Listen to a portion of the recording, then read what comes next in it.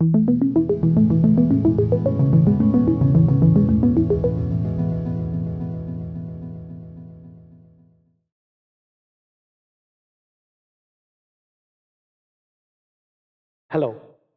Namaste, Konnichiwa. My name is Yogi.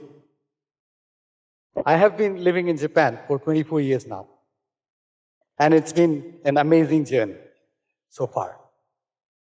I have had the opportunity to work in global IT firms, local Japanese banks, operating 2 restaurants and 1 culture center in Tokyo.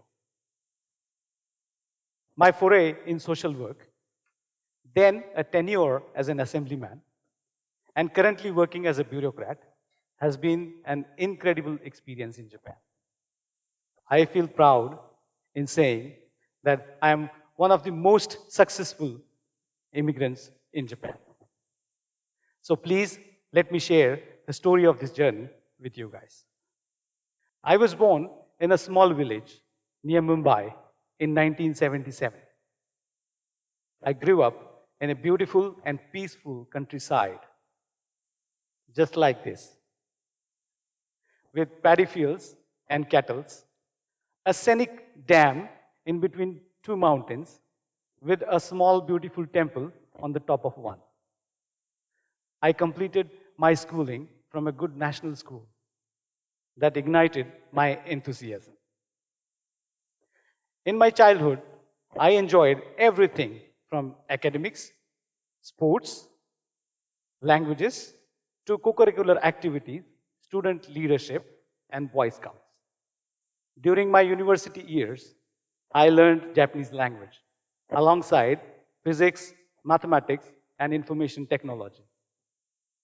To strengthen my Japanese language skills, I used mirror training, which involved standing in front of a mirror and reading a book aloud. Although my family was concerned that I have gone insane, this method polished my spoken and listening skill. I read my first year textbook at least 50 times, which helped me to internalize the basic Japanese grammar just like my first language. As a result, I became top scorer at the university. And consequently, in the later half of 1990s, I got 2 scholarships from the government of Japan. In 2001, I came to Japan as an IT professional. I was intrigued by the distinctive approach of the Japanese people. I embraced their dressing sense, documentation techniques, speaking and reporting styles. I even adopted their drinking and eating styles. This helped me redefine my character and career. Japan offered me a great workplace, a good salary, and a peaceful life. I was able to focus on my work and process improvements. Despite the evident improvements in daily life, challenges persisted in housing, visa procedures, childcare, education, and discrimination. I soon realized that these issues were common to all the immigrants. Particularly, immigrants unfamiliar with the Japanese language encountered these issues more seriously. At that time, the city websites and necessary information were not available in English or any other languages. Recognizing these shared struggles, I proactively translated essential information and shared it through various social media platforms. In 2006, I relocated to Nishikasai in Tokyo, a popular place for Indians. Here, the gap between the local Japanese and the immigrant, and hence the discrimination, was at peak. The key reason was that foreigners not following the local rules. Unlike Japanese, foreigners won't segregate the garbage properly. Kids would run in the corridors and play outside until late in the evenings. However, the immigrants did not know the local Japanese rules. Nobody told them the rules. I actively shared information and trained people. Later, I also opened community-based Japanese language and culture classes with the help of Japanese senior citizens. These were Things were changing for better. But then, the huge earthquake of 2011 changed everything. Foreigners, including Indians in Japan, had no reliable source of information available to them in English or other languages. This caused panic and confusion, leading to 40% of foreigners around me leaving Japan out of fear.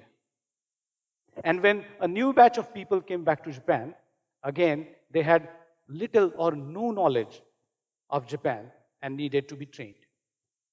I believe that an advanced country understands the needs of its diverse communities and offers solutions. However, the amount of public health available in Japan is less, and the pace of change is slow. During my life in Japan, sometimes I have felt that things have rather moved to the negative or the wrong side. Hence, a stronger bond of self-help and community help will play a larger role in creating inclusive societies. Recognizing the significance of community help, in the Indian community, we created an association of associations emphasizing social welfare and information sharing. In recent years, the government and corporate websites have gone multilingual. Still, the information gap is wide. Immigrants face language and inclusion related issues in all walks of life. I realized that there is a lack of understanding in the administrative system. They looked at all foreigners as a homogeneous single entity. This made me think about my entry into politics. So, in 2019, I ran for election in Tokyo and won by a considerable margin, making me the first ever Asian origin assemblyman in Japan. No claps? Okay.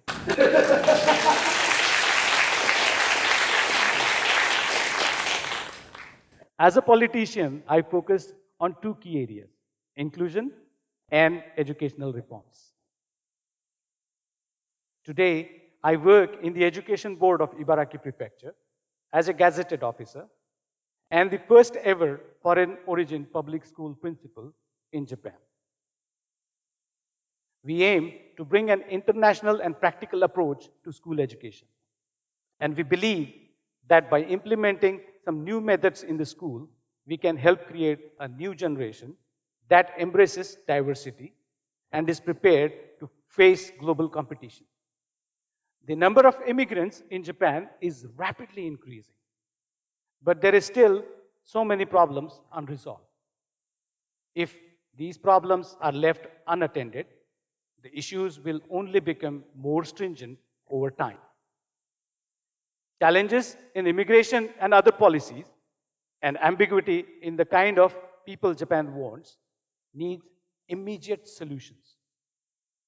In addition, there is a serious lack of matching between the jobs available and the workforce. Human trafficking is a very common problem in skilled as well as unskilled labor and in the IT industry. So, coming back to today's topic, the kaleidoscope. Do you know how a kaleidoscope works? Maybe you saw something outside.